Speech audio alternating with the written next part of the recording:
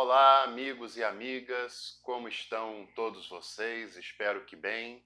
Espero que esse momento tenha sido um momento de aproveitamento para vocês em alguma situação.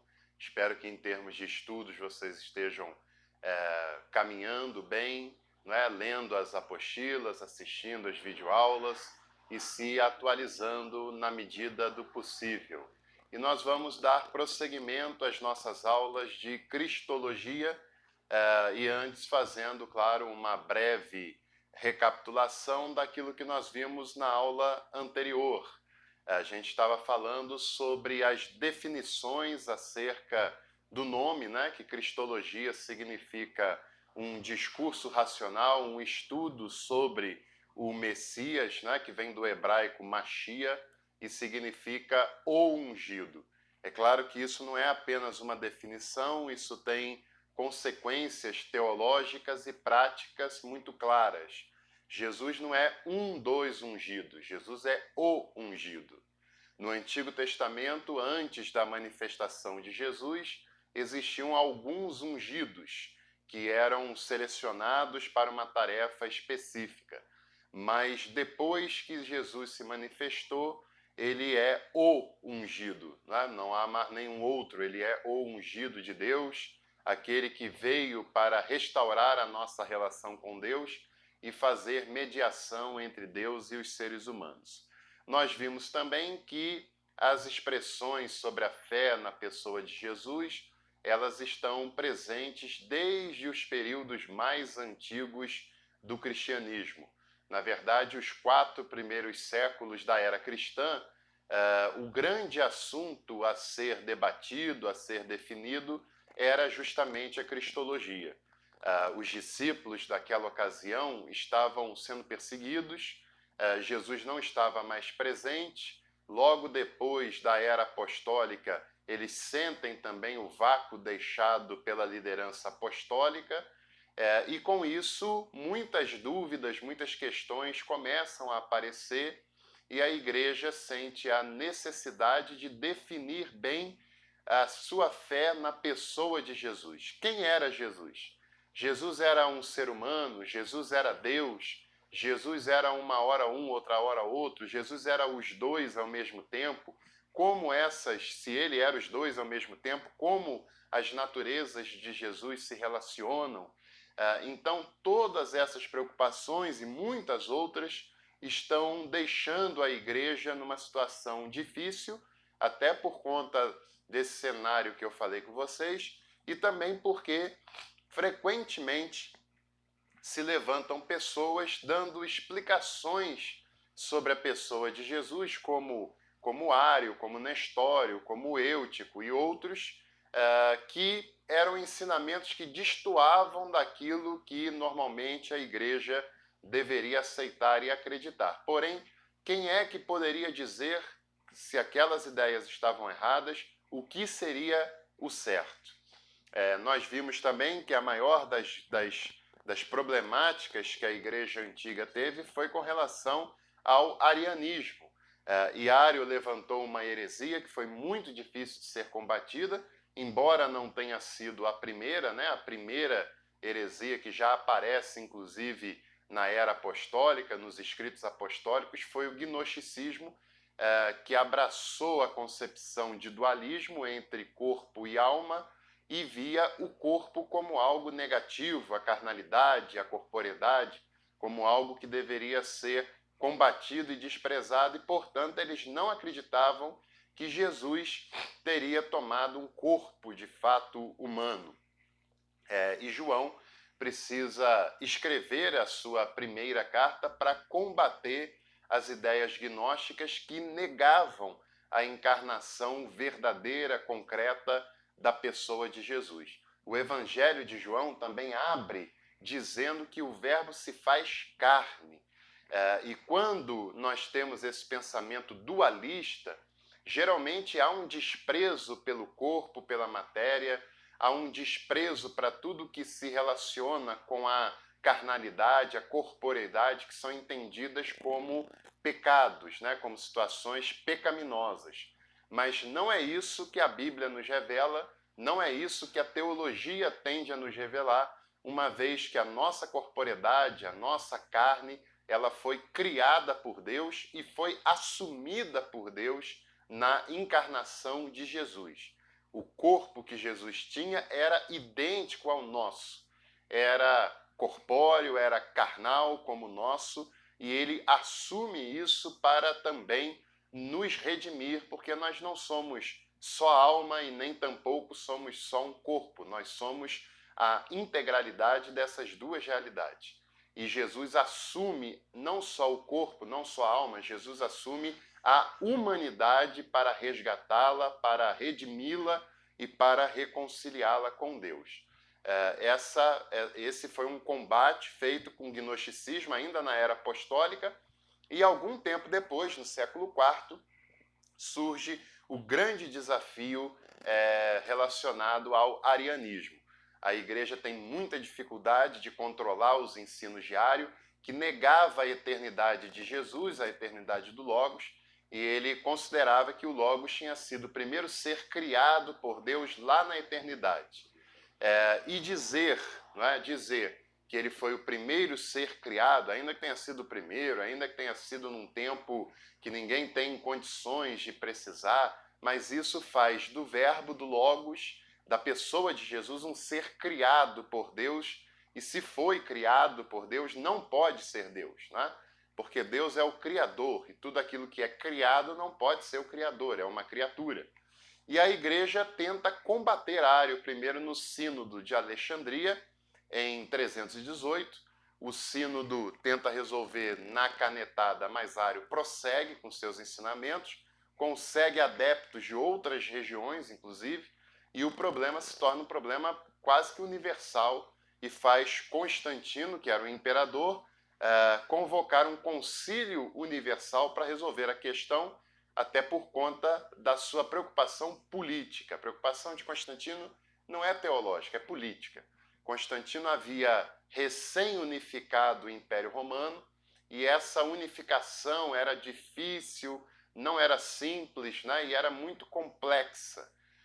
E aquela racha que está acontecendo por conta das discussões arianas, quem apoia, quem discorda, quem é a favor, quem é contra, está causando uma rachadura, uma ruptura na costura feita por Constantino para manter o império unificado. Isso lhe traz uma preocupação, e ele convoca o Concílio de Nicéia em 325 para tentar resolver aquele problema.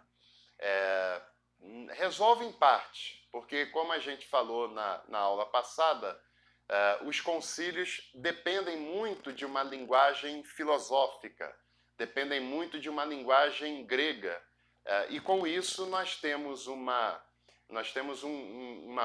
via de dupla mão. Primeiro, nós temos um amparo filosófico, intelectual muito importante para o cristianismo, que dá a ele a força e a possibilidade de se universalizar.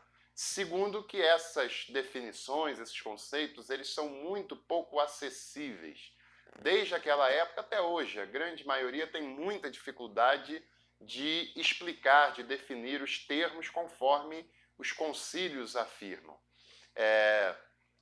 E, por exemplo, José Maria Castilho, que é o autor do livro Jesus, a Humanização de Deus, que todos devem ler, ele nos fala, e ele tem toda a razão nisso, que a revelação que o Evangelho faz da divindade de Deus em Jesus, através da sua humanidade, é muito mais clara, é muito mais simples do que as definições conciliares, embora elas tenham sido muito necessárias e importantes dentro daquele contexto específico.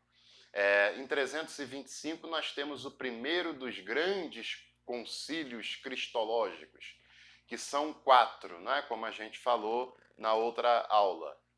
O concílio de Nicéia, em 325, onde tem a formulação do credo niceno e a condenação do arianismo. Nós temos, posteriormente, 381, o primeiro concílio de Constantinopla, que é um aprofundamento das decisões nicenas.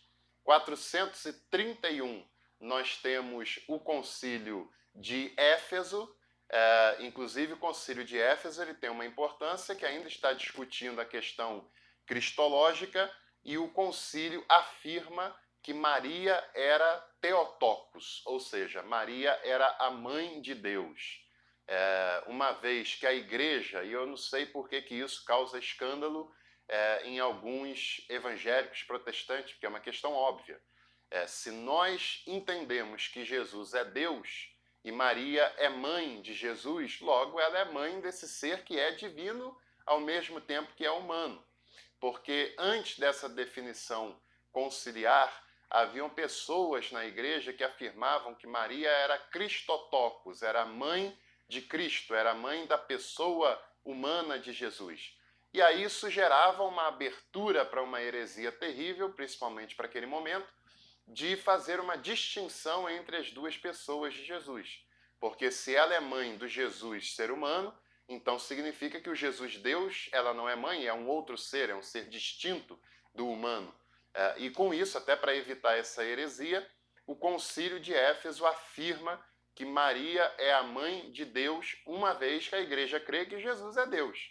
Maria é mãe desse ser único, indivisível, de duas naturezas que se harmonizam plenamente e que são inseparáveis. E depois vem o Concílio de Calcedônia, no ano 451, para, de certa maneira, fechar as questões canônicas acerca da cristologia, que, como eu falei, foi o grande assunto da antiguidade na teologia. Por exemplo, o Espírito Santo só tem a sua divindade declarada em 381, e em 381 só se afirma que ele é Deus, mas pouco se fala sobre a sua pessoa, sua obra, etc., porque o grande assunto é, de fato, a cristologia. Depois nós entramos e falamos um pouquinho também sobre o contexto da Idade Medieval, e nessa nossa recapitulação eu gostaria de chamar a atenção para aquele conceito elaborado por na Idade Média por Anselmo da Cantuária, que era a ideia da morte de Jesus como sendo uma morte jurídica, né? Uma morte do ponto de vista jurídico, que entende que uma vez que Deus, na sua glória, na sua grandeza, ele foi afetado, né? Menosprezado pelo pecado humano, logo ele requer um pagamento de uma dívida para com ele, e uma vez que os seres humanos são incapazes de fazer esse pagamento, Jesus se propõe a morrer como pagamento da dívida que os seres humanos tinham com Deus, e que Deus não abre mão do pagamento dessa dívida. E essa é a chamada teoria da satisfação, que inclusive perdura com muita força até os nossos dias, que diz que a morte de Jesus foi uma maneira de satisfazer a ira de Deus que foi acendida com o pecado da humanidade contra a sua divindade, contra a sua glória. Essa é uma questão muito problemática, porque ela levanta uma série de suspeitas graves e sérias e heréticas com relação à pessoa do próprio Deus, não é? Porque como nós podemos harmonizar a ideia de Deus como um pai de amor, de misericórdia, de compaixão, de acolhimento, conforme o próprio Jesus nos revela em toda a sua vida, mas um texto para ficar mais específico na parábola do pai misericordioso, que nós conhecemos como a parábola do filho pródigo, né? Um pai que é capaz de se humilhar por amor ao filho, e ao filho que o ofendeu, ao filho que o humilhou, ao filho que se distanciou dele. E mesmo assim o pai se humilha por amor a esse filho, o pai está disponível para esse filho, o pai o aguarda todos os dias esperando a sua volta e a reconciliação. E se Jesus nos revela um Deus com esse tipo de postura, com essa entrega de amor, como nós conseguimos ao mesmo tempo falar que esse Deus não abre mão de que alguém morra para satisfazer a sua ira que foi acendida com o pecado dessa humanidade? Como nós podemos conciliar uma imagem de Deus que quer ser satisfeito com o sacrifício do seu unigênito Filho, com um Deus que esse unigênito Filho revela que é um Deus de amor, de misericórdia e de compaixão? É claro que as duas imagens de Deus não são compatíveis. E Anselmo tem na sua mente uma visão muito jurídica do termo pecado, né? No termo jurídico, quem peca tem que ser punido. Mas na revelação de Deus através de Jesus, quem peca ao se arrepender encontra no Pai perdão, misericórdia e acolhimento. Ele não é punido, ele é acolhido e perdoado. Porém, essa consequência da teologia de Anselmo, quando, como eu falei, vocês identificam, ela mantém as suas influências até os tempos atuais e ainda com muita força, embora haja vários textos que trabalham um contraponto dessa ideia. Por exemplo, um texto de François Varone, da editora Santuário, que se chama Esse Deus que Dizem Amar o Sofrimento. Vale muito a pena você ter e ler esse livro do François Varone, repito, chamado Esse Deus que Dizem Amar o Sofrimento. Não perca a oportunidade de conhecê-lo, né? E tem vários outros textos. Hoje, especificamente, a gente dá continuidade à nossa aula de Cristologia. Vamos concluir a Cristologia ao longo da história.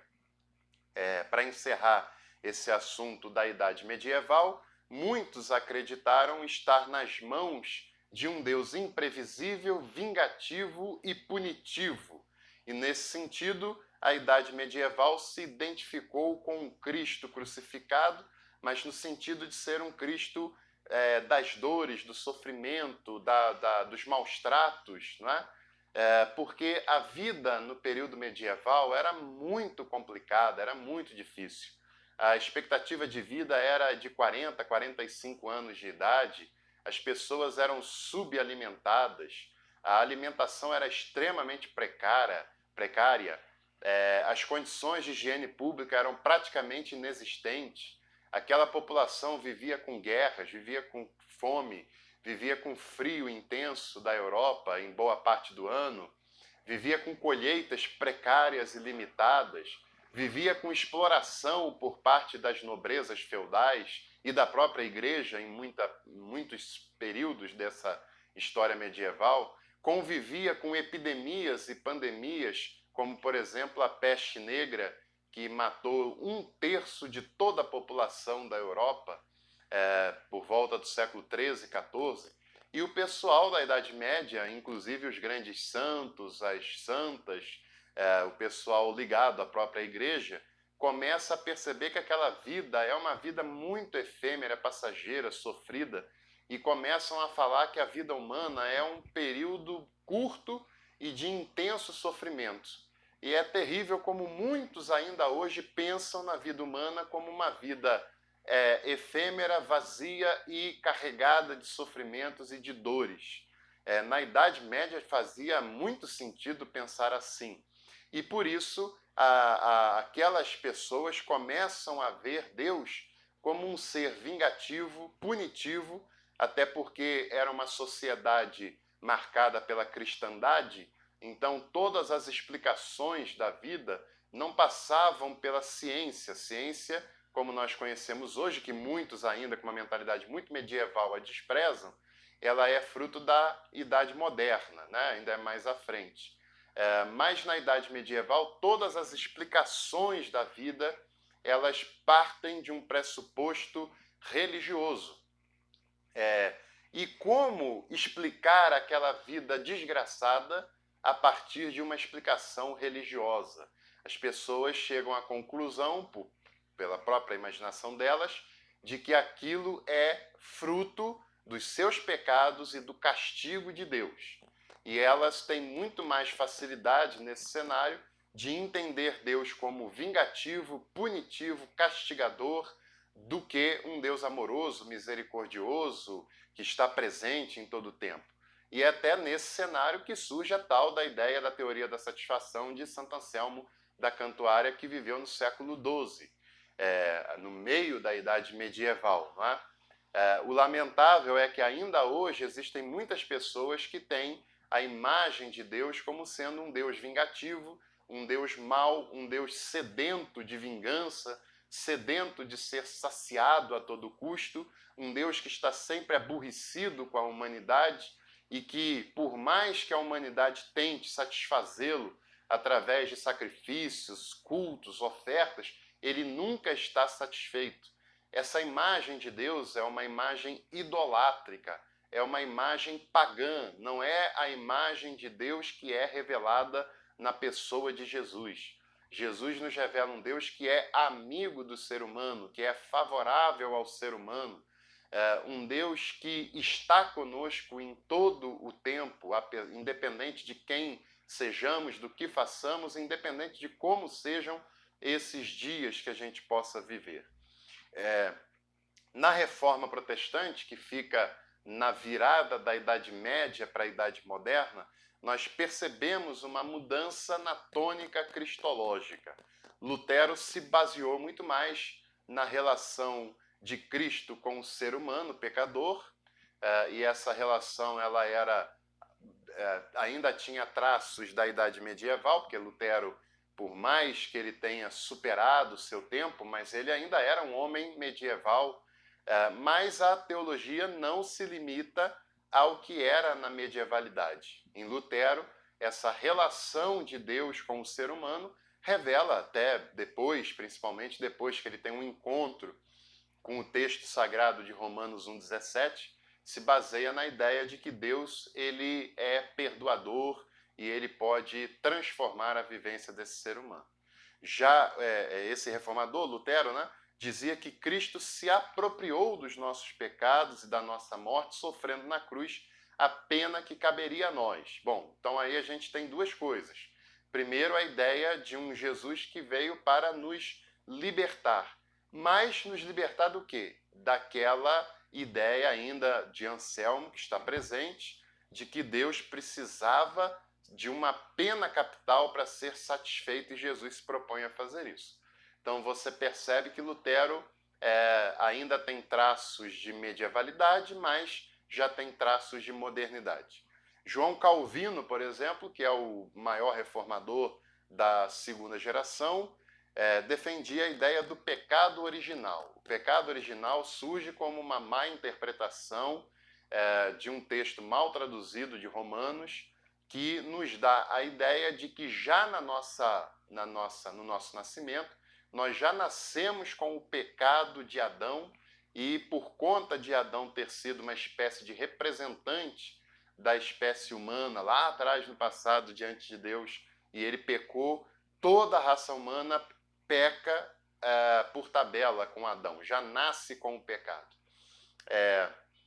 O que eu quero dizer com esse contraponto não é dizer que a humanidade não é pecadora, né? Porque muitas vezes a gente confunde os conceitos de santidade e pecaminosidade com perfeição e imperfeição. Todo ser humano é imperfeito, uma vez que nós somos criaturas. E todo ser que é imperfeito, naturalmente opta pela imperfeição, por aquilo que lhe é comum, por aquilo que lhe é acessível, não é? Porque o imperfeito, ele não pode, ele não consegue compreender o que é perfeito, porque é uma realidade completamente distante e diferente da sua realidade. Então, o ser humano, a Bíblia diz que cada um dá conta de si a Deus, né? Então, não faz muito sentido eu hoje, no século XXI, ser culpado pelo pecado que Adão cometeu há milhares de anos atrás e que eu nem tinha sequer consciência, estava distantíssimo demais para o meu nascimento, não é? Para o seu e tal. Agora, eu, enquanto ser humano, você como ser humano, nós somos seres imperfeitos. E nós, naturalmente, optaremos por aquilo que nos é familiar. Uma pessoa que fala português, se ela for colocada num grupo de várias pessoas em que cada grupinho fala uma língua diferente, é claro que ela vai se sentir chamada por aquilo que lhe é comum, pelo grupo que fala português, porque ele é comum, é da sua natureza, ainda que nesse caso seja cultural. Dificilmente ela se sentirá atraído pelo grupo que fala coreano, porque ela não tem a menor noção do que eles estão falando, não lhe é comum, é inacessível para ela. né? Então, o ser humano, mal comparando com esse exemplo que eu dei, o ser humano, por ser uma criatura, é imperfeito e, naturalmente, o ser imperfeito opta pela imperfeição porque é o que lhe é acessível. E aí, segundo o Calvino, o ser humano e outros teólogos desse período que nós estamos estudando dizem o seguinte: o ser humano só pode optar por Deus, que é perfeito, se ele for auxiliado pela graça desse Deus que é perfeito. O ser humano imperfeito só é atraído pela graça divina e, consequentemente, pelo próprio Deus, não por conta própria, porque isso lhe é inacessível, mas ele só faz esse caminho quando ele é auxiliado pela graça do Deus que é perfeito e que lhe torna acessível essa perfeição, ainda que de modo parcial pela nossa condição. Então, nós só podemos optar e termos relação com Deus e preferirmos a Deus e termos Deus como familiar a nós por causa da ação da sua graça. Essa resposta está nele e não em nós, que somos imperfeitos. Depois da era da Reforma vem o período do racionalismo, a partir de Descartes, a partir de Blaise Pascal e de tantos outros, né? E um pouco depois surge o Iluminismo, com Immanuel Kant, com os teóricos da Revolução Francesa, como Voltaire, Rousseau. E depois do Iluminismo, o processo de industrialização, a Revolução Industrial da Inglaterra, e o capitalismo, ou seja, o que é o capitalismo moderno, né? Moderno, contemporâneo. Capitalismo é a ideia de que a essência do produtor, a essência de uma nação é o capital, é o acúmulo do capital. Não se produz mais apenas para a sobrevivência, mas se produz para ter um excesso de capital, e quanto mais acumular capital, melhor é. Só que no capitalismo, só quem é capaz de acumular capital em grande escala é o dono do capital, né? Ou seja, é aquele que está no topo dessa pirâmide e as grandes nações desenvolvidas. E essas são características fundamentais da modernidade, que aposta todas as fichas no desenvolvimento da capacidade humana, no conceito do progresso do ser humano, né? A grande palavra aí do período moderno é o conceito de progresso. O ser humano, de certa maneira, né, no apelo da modernidade, ele é livre das amarras religiosas da medievalidade. Ele alcança sua maioridade, ele é capaz de caminhar com as próprias pernas, ele é capaz de produzir, ele é capaz de progredir, e todo o progresso que vem na Europa depois do século XVI, não tem mais guerras, as nações se empoderam, acumulam capital, desenvolvem tecnologias, etc., era para aquela turma que durou séculos uma evidência de que aquele era o caminho certo. O caminho era apostar na capacidade humana de racionalidade, de progresso, de produção, porque parecia um modelo muito correto, muito certo, né?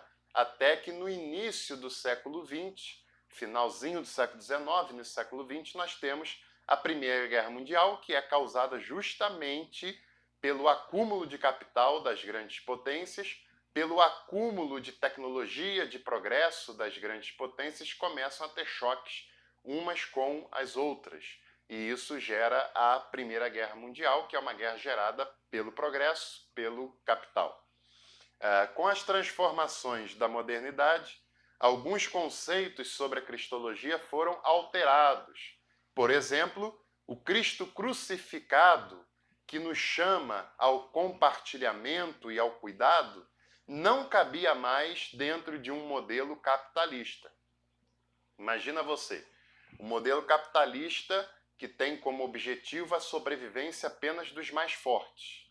Um modelo capitalista que tem como objetivo o acúmulo do capital e que vai gerar essa sobrevivência dos mais fortes. E quanto mais eu tenho, mais bem-sucedido eu sou na lógica capitalista. Nessa lógica não encaixa a ideia, a imagem de um Cristo crucificado, ou seja, de um Cristo enfraquecido, porque a fraqueza não cabe nesse modelo capitalista, e muito menos desse Cristo que nos chama para dividirmos o que temos com quem não tem, que nos chama para compartilhar aquilo que nós temos com aqueles que não têm. Até porque o capitalismo é quem gera o pequeno grupo que tem muito e o grande grupo que tem pouco ou que não tem quase nada. Então, para o capitalismo pegar esse capital e dividir para os outros que não têm nada, não cabe, não é um modelo acessível. Ou seja, esse modelo capitalista, ele não tem como objetivo sanar as desigualdades sociais e econômicas, porque é ele mesmo quem gera isso. É ele mesmo quem produz isso. O capitalismo gera subempregos, né? E alguns acham maior barato a geração de empregos, mas se esses empregos, na verdade, eles forem subempregos, ou seja, paga menos do que deveria, tem menos direitos do que seria o certo, tem menos compromissos para com ele do que deveria ter, isso na verdade não é uma benfeitoria, é uma evidência da exploração desse sistema com os que mais precisam. O modelo capitalista, ele não cabe na ética de Jesus. E a ética de Jesus, do compartilhamento, do cuidado mútuo, não cabe na ética capitalista. Atos dos Apóstolos, por exemplo, era um grupo de pessoas